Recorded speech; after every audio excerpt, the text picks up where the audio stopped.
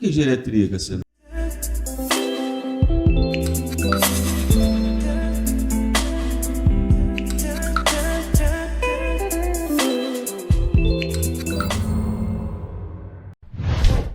A geriatria é uma especialidade da medicina que entrou na minha vida só no final da faculdade.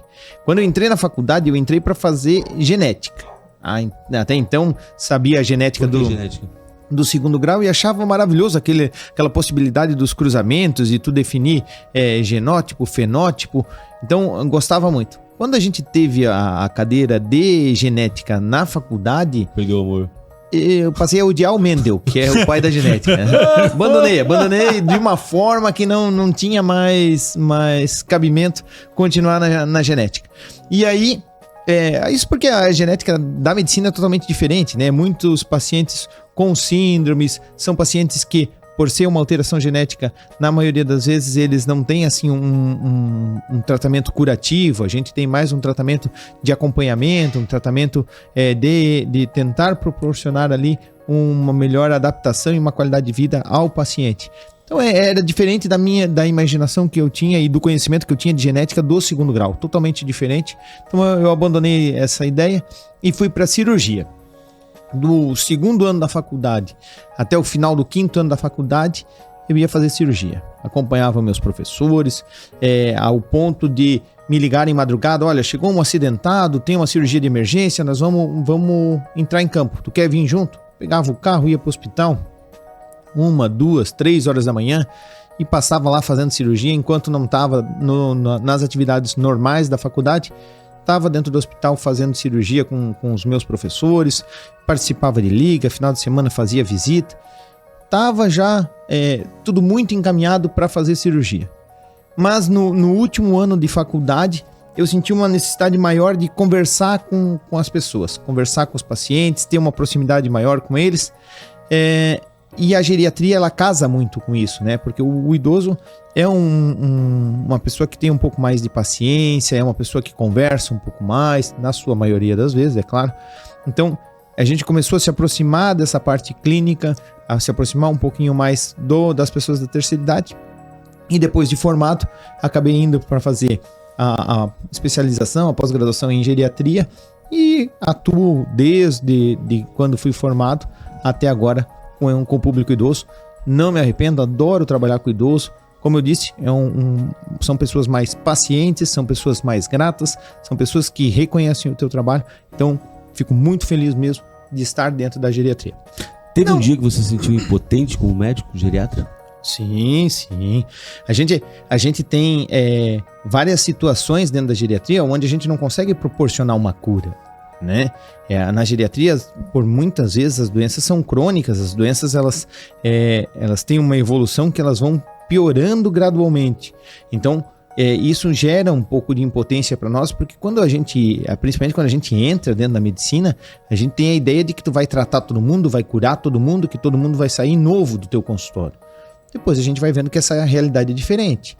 E com o passar do tempo, o médico geriatra, ele meio que casa com o paciente, porque os nossos pacientes só ganham alta quando eles acabam perdendo a vida, né?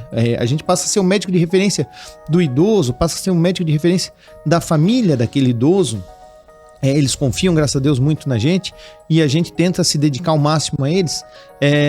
E esse laço, às vezes, passa a relação médico-paciente e vira uma relação de amizade, vira uma relação de convivência.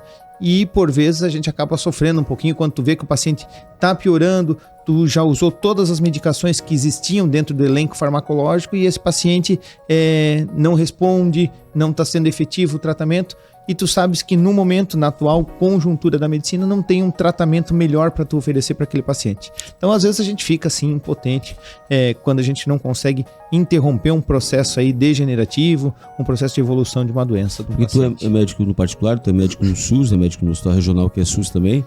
E quando você uma situação de maus tratos, porque deve ser difícil para você.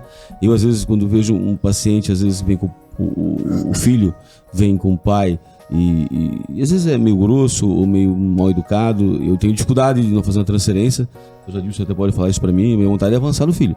Eu, como médico, como ser humano, assim, não sei se é a criação que a gente teve de respeito, honra, mas assim, tudo bem que o pai às vezes pode ter sido um pai ausente, aí nada justifica, mas é um ser, né, que já está no fim da vida, já está totalmente debilitado, totalmente vulnerável, né, mas tu deve presenciar bastante situações, eu não sei, talvez mais como emergencista ou como geriatra mesmo, né, porque deve ter consultas judiciais também, essas questões todas, né, de maus tratos, né, no maltrato que é o abandono, não é nem a questão de roxos, hematomas, a questão mesmo de abandono, de não cuidar, de não pentear, de um mínimo de decência com o ser humano.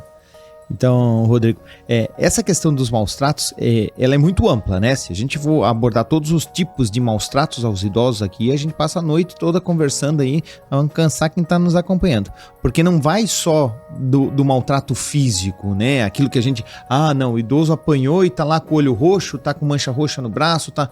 Não, os maus tratos para o idoso, eles vão desde o abandono, como você disse, deixar de cuidar de um idoso, vai os maus tratos psicológicos, então você menosprezar aquele idoso, maltratar psicologicamente aquele idoso, fazer um sofrimento psicológico, vai para os maus tratos financeiros, às vezes o idoso ele tem a sua renda, ele tem o seu recurso que ele trabalhou a vida inteira para poder se manter, e aí ele passa a não ter mais aquilo, porque a família domina aquele recurso dele. Então esse olhar aí pelos maus tratos no idoso é um olhar amplo. Graças a Deus, dentro do consultório, geralmente a gente não observa isso. Porque geralmente o idoso ele vem já trazido, quem traz é a família, é muito difícil o idoso vir sozinho, então tu já vê ali uma preocupação da família com aquele idoso. Por vezes existem os conflitos, né? Às vezes existem conflitos no sentido de que o idoso quer fazer uma coisa, ou a família quer que ele faça outro, e isso gera alguns conflitos que a gente tem que administrar dentro do consultório. Agora, dentro das unidades de pronto-socorro, e a gente também trabalha no atendimento pré-hospitalar, entrando dentro da casa dos pacientes, aí a gente já vê mais situações ali de maus tratos.